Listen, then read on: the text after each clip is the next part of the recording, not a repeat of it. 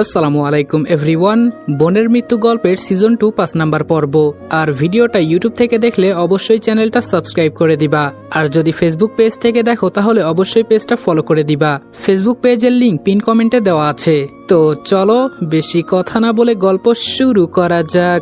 হঠাৎ তাসলিমা কই থেকে আমার কাছে এসে বলল, কি রে রনি, আশেপাশে তাকিয়ে কাকে খোঁজা হচ্ছে? আমি বললাম, কিছুক্ষণ আগে তোদের না এখানে দেখে গেলাম। আর তুই কই গিয়েছিলি? তাসলিমা বলল, আমি আবার কই যাব, রিয়া ম্যামের সাথে ছিলাম।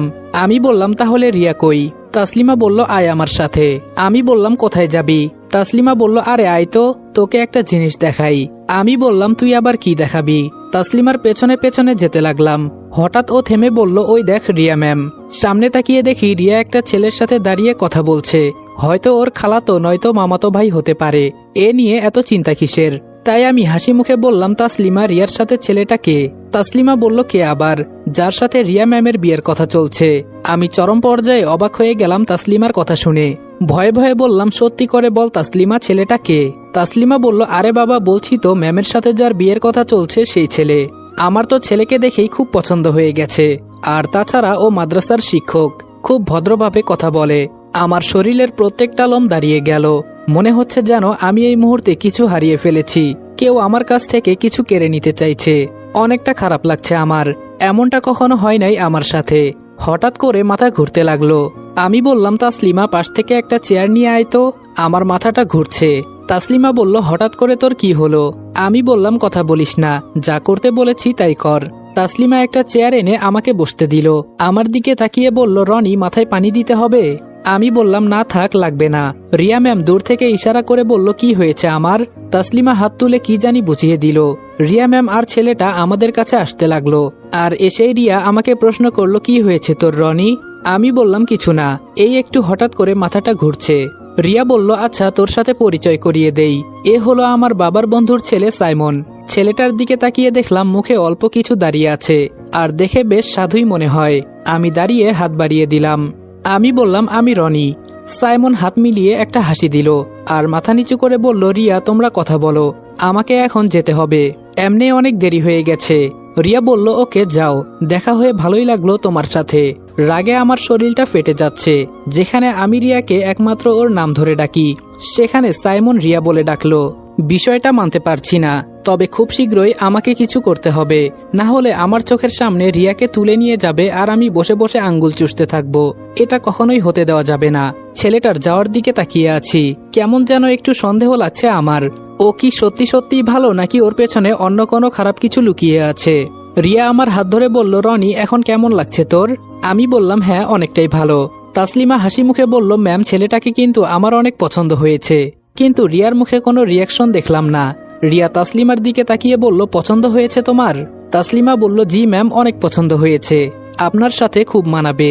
রিয়া এবার আমার দিকে তাকিয়ে বলল, আমি আমার বেস্ট ফ্রেন্ডের কাছে জানতে চাই, ছেলেটা কি তোর পছন্দ হয়েছে রনি? আমি বললাম, তাসলিমা, একটু ওইদিকে যা তো, আমি একটু রিয়ার সাথে পার্সোনাল ভাবে কথা বলতে চাই। তাসলিমা মুখটা বাঁকিয়ে বলল, ম্যাম, এটা কিন্তু ঠিক না। রিয়া বলল, কি ঠিক না তাসলিমা?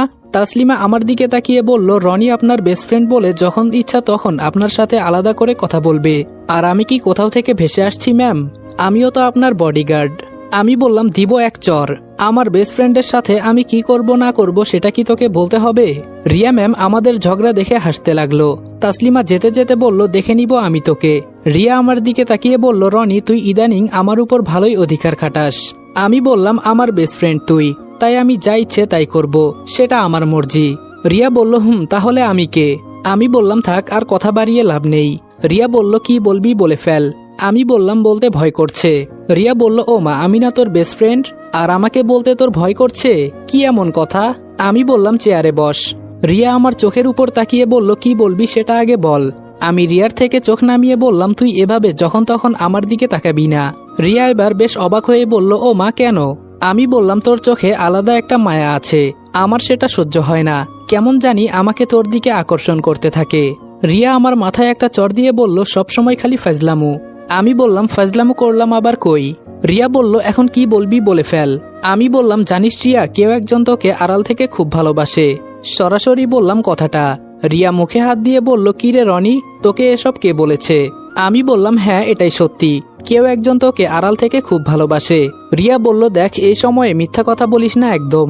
আমি বললাম, সত্যি বলছি রে, আমাকে তোর বিশ্বাস হয় না?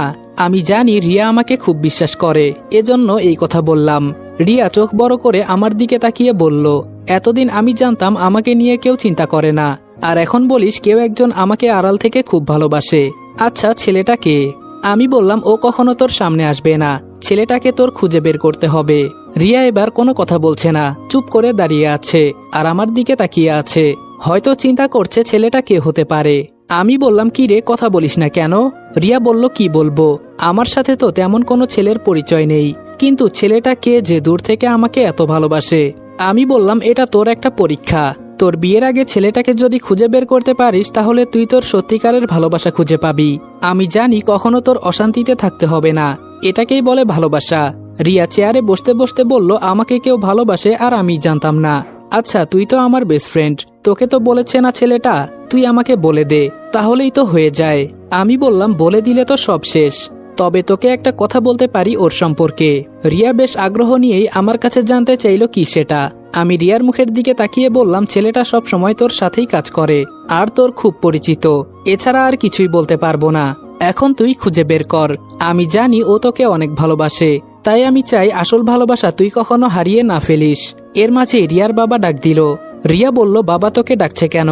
আমি বললাম, কি জানি, আচ্ছা আমি গিয়ে দেখা করে আসি কেমন? রিয়া আমার হাত ধরে বলল, আমি এখন একটু ভালো থাকতে চেয়েছিলাম, আর তুই এর মাঝেই টেনশনে ফেলে দিলি। আচ্ছা, ছেলেটা কে সেটা তো বলে যা। আমি রিয়ার থেকে হাতটা ছাড়িয়ে বললাম, ভালোবাসা এই পৃথিবীতে আছে দেখেই মানুষ তার প্রিয়জনকে খুঁজে বের করতে পারে। এই ভালোবাসার পথ ধরে তারা অনেক দূর এগিয়ে যায়। এই ভালোবাসার জন্য মানুষ কত কিছুই না করে, আর যে তোকে এতটা ভালোবাসে এবং তোর জন্য জীবন দিতেও একবারও দ্বিধা করে না, তাকে তুই চিনতে পারিস না? তুই যদি তার ভালোবাসা খুঁজে বের না করতে পারিস সেটা তোর ব্যর্থতা। এটা বলে রিয়ার থেকে দূরে চলে গেলাম। তবে রিয়াকে কেমন কেমন জানি টেনশনে লাগছে। আমি কি একাই ওকে ভালোবেসে যাব? ওর এত কাছে থাকি তাও আমাকে কেন চিনতে পারে না? ও কি নিজ চোখে দেখে নাই আমি ওকে কতটা ভালোবাসি?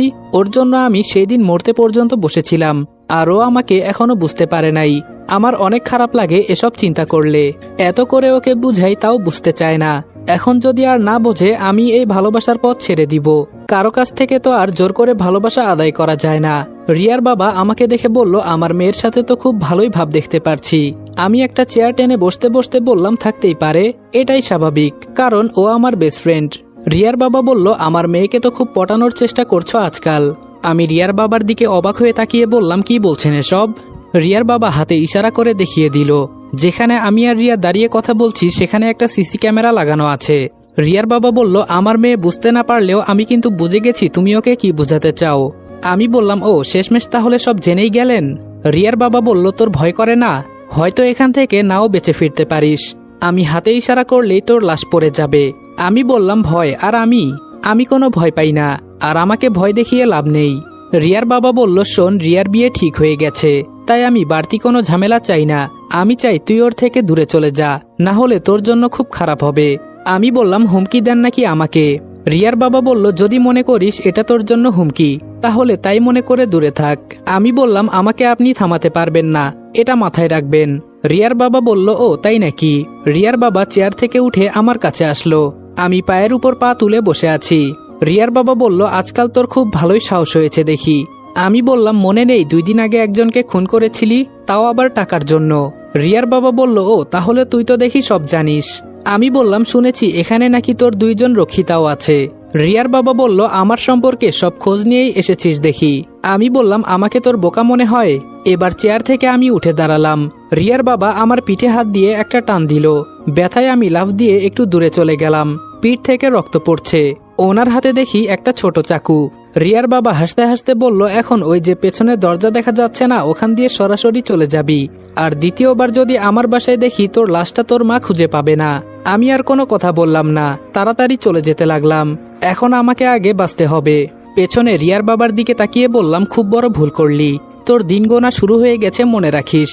রিয়ার বাবা দাঁত বের করে হাসতে হাসতে বলল, দেখা যাবে, তুই তো পিচ্চি একটা ছেলে, আমার কি করবি, আগে নিজে ঠিক হ।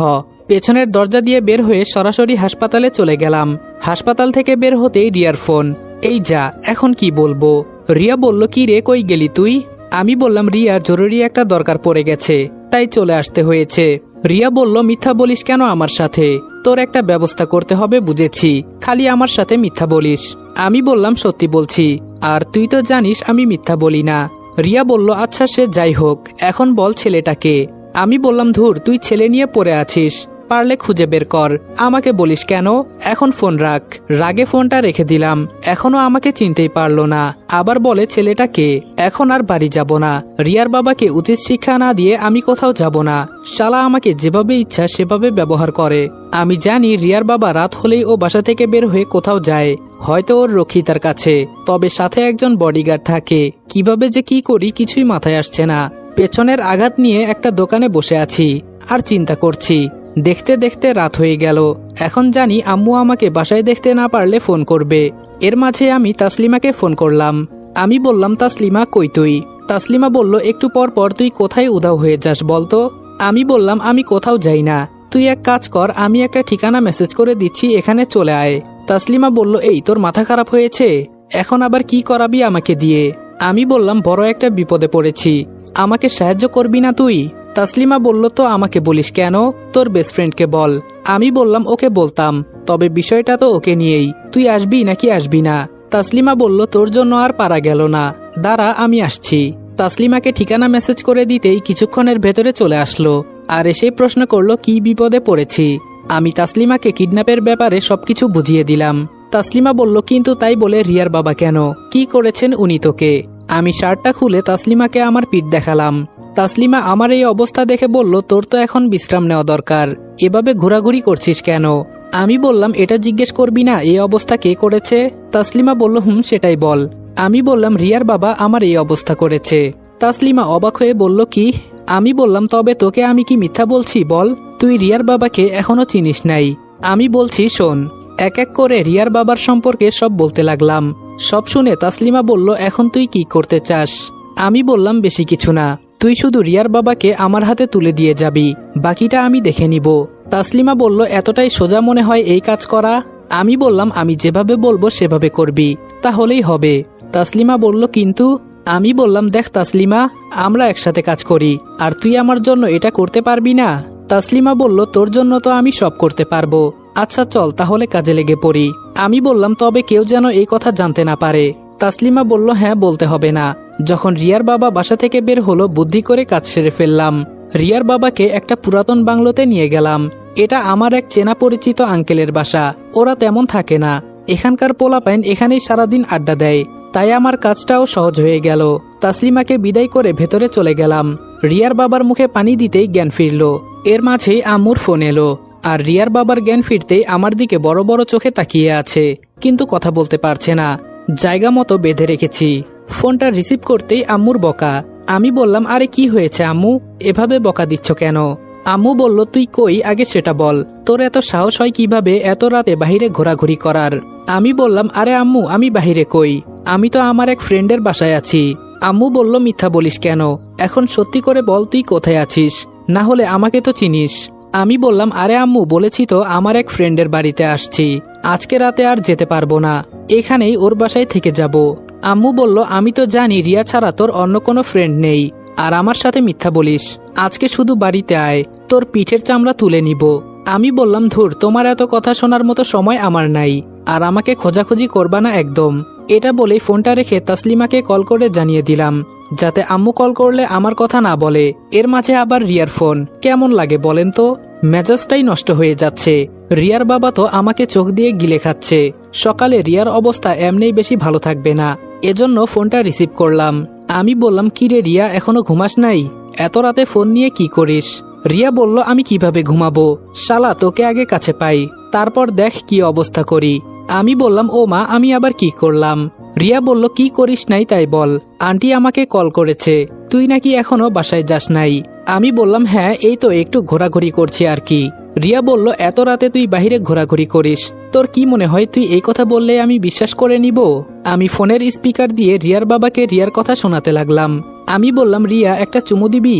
রিয়া বলল, কি খেয়েছিস সত্যি করে বলতো, নেশা টেশা করিস নাই তো আবার? আমি বললাম, হয়েছে তো তোর নেশা, সেটাই কাটিয়ে উঠতে পারছি না। রিয়া বলল, এখন বুঝতে পেরেছি তুই বাহিরে কি করিস, দেখ তাড়াতাড়ি বাড়িতে যা, বুঝতে পারছি তোর অবস্থা বেশি ভালো না, না হলে আমাকে ঠিকানা মেসেজ করে দে, আমি গাড়ি পাঠিয়ে দিচ্ছি। এখন পানি টানি আর খাইস না। আমি বললাম তোর কাছে কিছু চাইলে সেটাও পাই না, থাক আমার জন্য আর দরদ দেখাতে হবে না, ভালো থাকিস। রিয়া বলল, রনি আমার কথা তো শোন। আমি বললাম না, তুই ভালো থাকিস। ফোনটা বন্ধ করে দিলাম যাতে আম্মু আর কল না দিতে পারে, না হলে একটু পর পর কল করবে। ফোনটা রেখে রিয়ার বাবার মুখের টেপ খুলে দিলাম।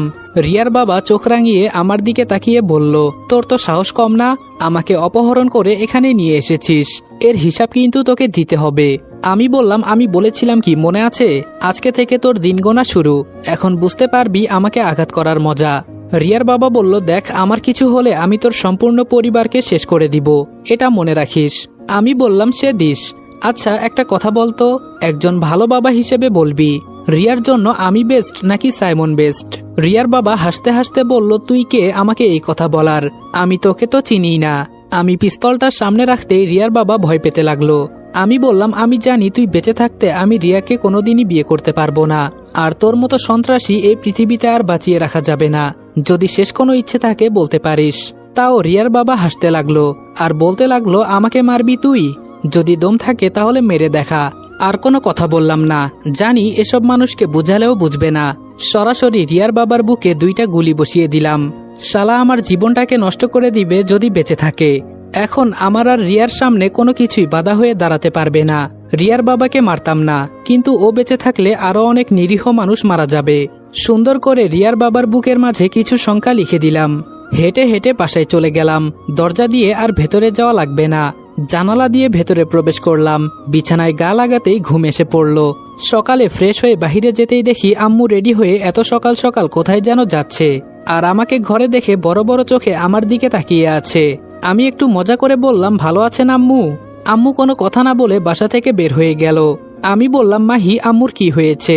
মাহি বলল, কি হয় নাই তাই বল, তোকে রাতে খুঁজতে খুঁজতে আম্মু হাঁপিয়ে গেছে। আচ্ছা কই ছিলি বলতো তুই? আমি বললাম, মাত্র কই থেকে আসছি। মাহি বলল, ঘর থেকে। আমি বললাম, তাহলে আমি এতক্ষণ কই ছিলাম? মাহি বলল, হ্যাঁ বুঝতে পেরেছি। হঠাৎ টিভিতে একটা নিউজ চোখে পড়ল, স্বরাষ্ট্রমন্ত্রীর বাবাকে কে জানি খুন করেছে, আর বুকের মাঝে সুন্দর করে একটা সংখ্যা লেখা 2413। আমি একটা হাসি দিলাম এটা দেখে। মাহি বলল, ভাইয়া তোর বেস্ট ফ্রেন্ডের খোঁজ নে, আমার তো মনে হয় ওর অবস্থা বেশি একটা ভালো না। আমি বললাম, আমার তো এখন ওর পাশে থাকতে হবে। আচ্ছা মাহি আমি গেলাম, এখনও বিপদে আছে। মাহি বলল, কিছু খেয়ে যা। আমি বললাম, পরে এসে খাবো। একটা রিক্সা নিয়ে সরাসরি রিয়ার বাসায় চলে গেলাম। আজকে আর ভেতরে যেতে কেউ বাধা দিল না। গিয়ে দেখি রিয়া ওর বাবার লাশের সামনে বসে বসে কান্না করছে। আমি যেতেই আমাকে দেখে বলল, রনি দেখ তো বাবার কি হয়েছে, আমার বাবা কথা বলছে না কেন? আমি রিয়াকে কোনো মতে সান্ত্বনা দিতে লাগলাম। এর মাঝে তাসলিমা আর সাইমন চলে আসলো। সাইমন আসতেই আমি রিয়ার থেকে কিছুটা দূরে গিয়ে দাঁড়ালাম। আমি এখানে হাসবো নাকি কান্না করব কিছুই বুঝতে পারছি না, তবে বেস্ট ফ্রেন্ডের বাবা মারা গেছে তাই একটু কান্নার ভাব করলাম। হঠাৎ একটা ছেলে দৌড়ে কোথায় থেকে এসে আমার উপর পড়ে গেল। আমি শরীরের ভর ঠিক রাখতে পারলাম না, সাইমনের উপর গিয়ে পড়লাম, আর আমি বাঁচতে গিয়ে ওর গায়ের গেঞ্জিতে ধরলাম। সাইমনকে ধরার ফলে ওর গায়ের গেঞ্জিটা ছিঁড়ে গেল। সবাই অবাক হয়ে সাইমনের দিকে তাকিয়ে আছে। সাইমনের পুরো শরীরে ট্যাটু করা, ও নাকি আবার মাদ্রাসার হুজুর। রিয়া তো কান্না বন্ধ করে সাইমনের দিকে কড়া নজরে তাকিয়ে আছে। আমি উঠে সাইমনকে একটা চড় দিলাম, আর তাসলিমা কই থেকে এসে সাইমনকে লাথি দিয়ে দূরে ফেলে দিল। এই ট্যাটু দেখে সবাই হয়তো বুঝে গেছে ও কত বড় চিটিং করেছে রিয়ার সাথে। আমি ওর সামনে গিয়ে বললাম, কি রে মুখোশ পরা শয়তান, রিয়ার সাথে এত বড় ধোকা দিলি কেন? রিয়া আমার কাছে এসে বলল, রনি কোনো ঝামেলা করিস না এখানে, আজকে আমার বাবা মারা গেছে, আর তোকে বলছি তুই এখান থেকে চলে যা, না হলে সুস্থ দেহে আর বাসায় যেতে পারবি না। এমনি আমার মেজাজ আজকে ভালো নেই। কথাটা সাইমনকে উদ্দেশ্য করে বলল। এটা বলতেই সাইমন মাটি থেকে উঠে মাথা নিচু করে চলে যেতে লাগলো। তাসলিমা এসে বলল, ম্যাম আপনি যদি বলেন ওর সম্পর্কে সব তথ্য খুঁজে বের করব। রিয়া চোখের পানি মুছতে মুছতে বলল, তার আর কোনো দরকার নেই, এসব নিয়ে আর চিন্তা করে সময় নষ্ট করতে হবে না, মন থেকে সব বাদ দিয়ে দিয়েছি এখন। দেখতে দেখতে রিয়ার বাবার দাফন কাফন সম্পূর্ণ করা হলো। তবে রিয়া থানায় ফোন করে খুব জোর করেই বলছে আমার বাবাকে কে হত্যা করেছে, এর খোঁজ নিতে আর খুনিকে খুব তাড়াতাড়ি ধরে ফেলতে। এর মাঝেই তাসলিমা এসে বলল, ম্যাম আমার তো সাইমনকে এখন সন্দেহ লাগছে, ও আবার কোনোভাবে তো। রিয়া আবার থানায় ফোন করে কি জানি বলল। আমি বললাম, তাসলিমা আর টেনশন দিস না রিয়াকে, দেখছিস না এমনি ওর কি অবস্থা হয়েছে। আমি গিয়ে রিয়ার হাত ধরে বললাম, চল আমার সাথে। রিয়া আমার দিকে তাকিয়ে বলল, কি করতে চাস রনি? আমি বললাম, কোনো কথা বলবি না, চল। রিয়াকে ধরে টেনে নিয়ে বিছানায় শুইয়ে দিলাম। আমি ওর চুলে বিলি কেটে দিচ্ছি যাতে তাড়াতাড়ি ও ঘুমিয়ে যায়। এই মুহূর্তে ওকে ঘুম পাড়ানো দরকার, না হলে ও যে কি করবে তার আর হিসাব নেই। আমি বললাম, তাসলিমা তুই বাহিরে গিয়ে বাকি বিষয়গুলো সামলে নে। তাসলিমা বলল, ওকে, আর তুই ম্যামের খেয়াল রাখিস। আমি বললাম, আচ্ছা। রিয়া চোখ বন্ধ করে বলল, রনি আমার কপালে বুঝি সুখ লেখা নেই, সব শেষ হয়ে গেছে আমার। আমি বললাম, ধুর পাগলি, কিছুই শেষ হয় নাই। আমি তো মনে করি নতুন করে তোর জীবনে সবকিছু শুরু হতে চলেছে আবার। আর তুই চিন্তা করিস না, এখন ঘুমাতো। রিয়া বলল, আমার তো ঘুম আসছে না। আমি বললাম, কোনো কথা বলবি না, চুপচাপ চোখ বন্ধ করে রাখ। রিয়া বলল, রনি তুই আমার পাশে থাকবি তো? আমি বললাম, সারা জীবন আমি তোর পাশে ছায়ার মতো থাকবো, তোর কোনো চিন্তা করতে হবে না। রিয়া বলল, বাবা কি আমার সাথে ধোকা দিয়েছে নাকি বাবার বন্ধুর ছেলে? তোর কি মনে হয় রনি? আমি বললাম, তোর বাবার সম্পর্কে তুই কিছু জানিস? রিয়া বলল, জানি। তোর নতুন করে কিছু বলতে হবে না, তবে উনি আর যাই করুক না কেন উনি আমার বাবা ছিলেন। আমি বললাম, হ্যাঁ সেটা তো জানি, এজন্য তোর স্বাভাবিকভাবে খারাপ লাগতেই পারে, এত চিন্তা করিস না, এখন ঘুমিয়ে পড়। দেখতে দেখতে রিয়া ঘুমিয়ে পড়ল, কোনো কথা বলছে না। আমি একদৃষ্টিতে রিয়ার দিকে তাকিয়ে আছি। কি সুন্দর চেহারা! না চাইতেও রিয়ার কপালে আমি একটা চুমু দিয়ে দিলাম। এর মাঝে রিয়া কেমন করে হালকা একটু কেঁপে উঠল। আমি রিয়ার দিকে তাকিয়ে বলতে লাগলাম, রিয়া আমাকে মাফ করে দিস, আমি তোর বাবাকে মেরেছি। কি করব বল? তোর বাবা বেঁচে থাকতে আমি তোকে বিয়ে করতে পারবো না। আর তুই তো জানিস আমি তোকে কতটা ভালোবাসি। আরে তুই জানবি কিভাবে? তুই তো এখনো আমার ভালোবাসা বুঝতেই পারিস নাই। আচ্ছা রিয়া, আমি কি দেখতে খারাপ? কি করি নাই তোর জন্য বল? নিজের জীবনটা পর্যন্ত দিয়ে দিতে রাজি আছি তোর জন্য। এরপরেও তুই কেন বুঝিস না আমি তোকে কতটা ভালোবাসি? তোর বাবাকে আমি মেরেছি, এটা যদি তুই কখনো জানতে পারিস আমি হয়তো তোর থেকে অনেক দূরে চলে যাব। বিশ্বাস কর, আমি তোকে পাওয়ার জন্য এসব করেছি রিয়া। তবে তোর বাবাকে আমি মারতে চাই নাই। তোর বাবা আমার সাথে অনেক বাজে ব্যবহার করে। কালকে চলে গেছি কারণ তোর বাবা আমার পিঠে চাকু দিয়ে কেটে দিয়েছিল। তোর বাবা চাইতো না আমি তোকে বিয়ে করি। থাক, এসব তোকে বলেই কি লাভ? তুই তো ঘুমে আছিস, তাও মনকে একটু সান্ত্বনা দেই। যদি তুই আমার ভালোবাসা বুঝতি তাহলে আমাকে আর তোর জন্য অপেক্ষা করতে হতো না। তবে আমি কথা দিচ্ছি, তোর সুখের জন্য আমি সবকিছু করতে রাজি আছি। অনেক ভালোবাসি যে তোকে আমি। হঠাৎ মনে হলো কে জানি কান্না করছে। পেছনে তাকিয়ে দেখি তাসলিমা দাঁড়িয়ে দাঁড়িয়ে কান্না করছে। এটা দেখে আমি তো অবাক হয়ে গেছি। রিয়াকে ছেড়ে তাসলিমার কাছে গেলাম। ও আমাকে দেখে চোখের পানি মুছে ফেললো। বুঝলাম না হঠাৎ করে ওর কি হয়েছে। হঠাৎ করেই আমার একটা হাত ধরে তাসলিমা বাহিরে টেনে নিয়ে যেতে লাগলো। একটা নিরিবিলি পরিবেশের মাঝে এখন তাসলিমা আর আমি দাঁড়িয়ে আছি। তাসলিমা আমার দিকে তাকিয়ে বলল, তুই কি সত্যি রিয়া ম্যামকে ভালোবাসিস? আমি বললাম, তাসলিমা তুই সব শুনে ফেলেছিস? তাসলিমা বলল, আমি বললাম, হঠাৎ করে তুই কান্না করছিলি কেন? তাসলিমা বলল, কখনো কাউকে ভালোবেসে ধোঁকা খেয়েছিস? আমি বললাম, মানে? তাসলিমা বলল, আমি যাকেই নিয়ে স্বপ্ন দেখি সেই আমার কাছ থেকে দূরে চলে যায়। আমি বললাম, কি বলতে চাস তুই? আমি তো কিছুই বুঝলাম না। তাসলিমা বলল, আমি তোকে নিয়ে স্বপ্ন দেখতে শুরু করেছি আজকাল, যাকে সুখের স্বপ্ন বলে। আমি তাসলিমার কথা শুনে অবাক হয়ে বললাম, কি? তাসলিমা বলল, হ্যাঁ, যেদিন থেকে তুই আমাকে বাঁচিয়ে নতুন করে জীবন দিয়েছিস সেদিন থেকে আমি তোকে ভালোবাসতে শুরু করেছি। আমি বললাম, কিন্তু তাসলিমা তুই তো জানিস। তাসলিমা বলল, রিয়াকে তুই ভালোবাসিস তাই তো?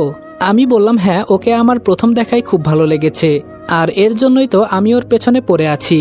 তাসলিমা বলল, এই পৃথিবীতে ভালোবাসার একটা নিয়ম চলে জানিস? যাকে আমি চাই মন থেকে তাকে আমি পাবো না, আর যে আমাকে আড়াল থেকে এতটা ভালোবাসে জানার সত্ত্বেও তার ভালোবাসা আমি চাই না। আমি তো চাই সামনের ব্যক্তিকে, আর সে চায় অন্য কাউকে। কি সুন্দর নিয়ম এই ভালোবাসার, তাই না? আমি তাসলিমার হাত ধরে বললাম, আমাকে মাফ করে দে তাসলিমা, আমি তোর মনের কথা বুঝতে পারি নাই। তুই আমার উপর বিশ্বাস রাখ, দেখিস আমার থেকেও ভালো একটা ছেলেকে তোর সাথে বিয়ে দিব। তাসলিমা আমার হাত ছাড়িয়ে বলল, জানিস রনি, তুই যাকে ভালোবাসিস তার মাঝেই তুই একমাত্র মুগ্ধ থাকবি, অন্য কাউকে দেখবি না চোখে, কারণ তার থেকে সুন্দর আর কেউ তোর চোখে থাকবে না, যদি মেয়েটা কালো হয়। আমার কপালটাই খারাপ রে। আমি বললাম, দেখ তাসলিমা, কান্না করিস না, আমি জানতাম না তুই আমাকে ভালোবাসতি। তাসলিমা বলল, পরিস্থিতি মানুষকে অনেক কিছু শিখিয়ে দেয় জানিস। আমি বললাম, তুই চাইলে? তাসলিমা বলল, না রে, আমি কিছু চাই না তোর কাছে, আমি চাই তুই রিয়া ম্যামকে বিয়ে করে সুখে শান্তিতে সংসার কর। আমি বললাম, এগুলো বলতে তোর খুব কষ্ট হচ্ছে তাই না? তাসলিমা বলল, এই ভালোবাসার কষ্ট যদি কাউকে দেখাতে পারতাম একটু হলেও নিজের ভেতরে শান্তি লাগতো। আমি বললাম, আমাকে মাফ করে দে। তাসলিমা বলল,